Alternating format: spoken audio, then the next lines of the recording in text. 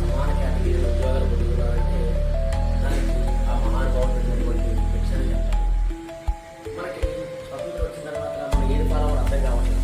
మనకి 1200 సంవత్సరాలు బ్రిటిష్ వాళ్ళు పరిపాలించిన తర్వాత, అంతకుముందు రాజుల యొక్క పరిపాలన తర్వాత బ్రిటిష్ వాళ్ళ పరిపాలన తర్వాత మన భారతీయులకి ఏ విధంగా పరిపాలించుకోవాలో అర్థం కానప్పుడు మనకు ఒక రాజ్యాంగాన్ని నిర్మించుకోవాలని చెప్పేసి 1947లో ఆఫ్టర్ మనకి బ్రిటిష్ జరిగిన తర్వాత రాజ్యాంగం నిర్మించడం జరిగింది. అందులో ప్రధానమైన వ్యక్తిగతను ఉండి ఆ రాజ్యాంగంలో మనకి జాతి మత కులానికి అతీతంగా కొన్ని కులాలు అణగారిపోతున్నాయి, వీళ్ళని గ్రామానికి దూరంగా ఉంచుతున్నారు, వాళ్ళు కూడా మనుషులే అనేసి వాళ్ళు గుర్తించి వాళ్ళ కొంత రిజర్వేషన్ ప్రాతిపదికన వాళ్ళ ముందుకు రప్పించాలనే ఒక దృఢ సంకల్పంతో ఈయన భారత రాజ్యాంగాన్ని ఆ విధంగా ఆర్టికల్ పొందుపరచడం జరిగింది.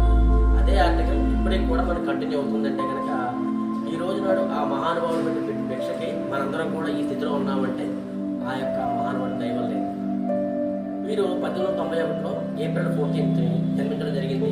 తర్వాత ఇతను రకరకాల యూనివర్సిటీలో లండన్, కేంబ్రిడ్జ్ యూనివర్సిటీలో ఇతను డాక్టరేట్ పొందడం జరిగింది. మంచి విద్యావేత్త అయిన ఈ డిగ్రీస్ చూసినట్లయితే మీరు ఎప్పుడైనా అంబేద్కర్ స్టాట్యూట్ ఆఫ్ డిగ్రీస్లో చాలా డిగ్రీస్ నెంబర్ ఆఫ్ డిగ్రీస్ చేయడం జరిగింది.